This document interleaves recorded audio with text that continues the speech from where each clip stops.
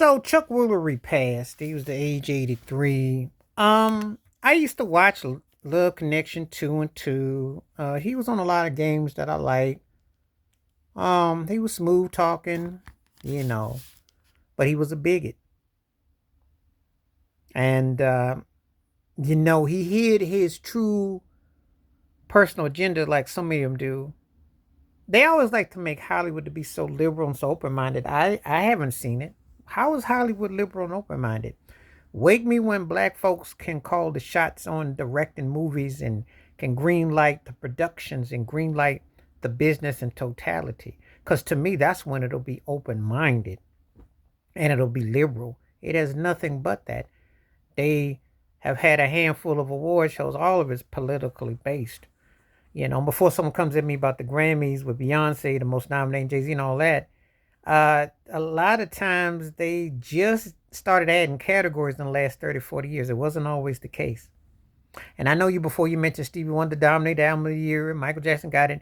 They still blacked out hip hop being on the show at 89, 90, and they did it with R&B.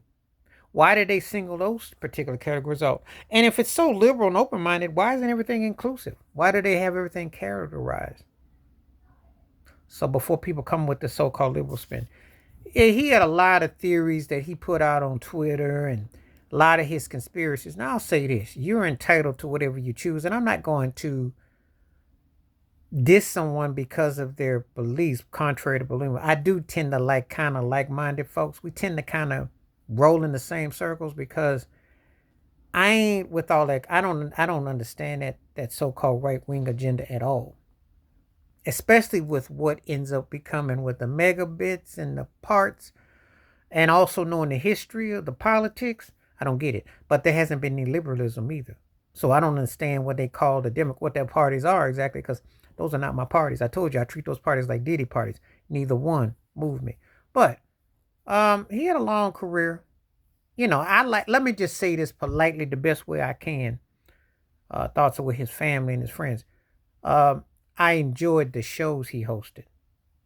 Not too particularly. He was like a good used car salesman. He was smooth and had that matinee thing going, and he was all too cool. But he really wasn't as open as he hid that mask real well. But um, I liked his shows. My grandma and I used to watch Love Connection all the time, 2 and 2, and all those shows. But I didn't like what he ended up, what came out his mouth and what was at the end. Two things can be true. He was charismatic game show host, but he was a bigot as well, and that's how I'm gonna remember him. You know, um, but I thoughts are with his family and his friends. He was a distinctive personality because that's what they sell you in Hollywood, just like they sell you in the White House. Distinctive personality. That's what we call it. PR.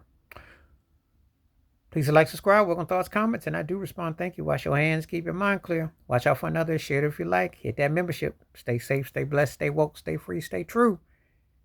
Anybody got any dispute about what he was about, his agenda? Look up those tweets. They're there. He spoke about how he really was. And I had remember it popping off. And I'm not going to lie.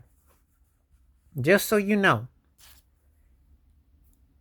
10 times out of 9, when a white person of a certain age and time transitions, I always look up to make sure that they weren't a bigot, because before how I go about certain things I say, I want to check the facts before how I word things, because it's just in my mind. And especially of a certain age and a certain time period, that's just assuming that it's going to fall into a certain category. And I had remembered it about him. And it's sad too, because I definitely thought he was charismatic on TV, but that is part of the tag with him. All right, I'm out.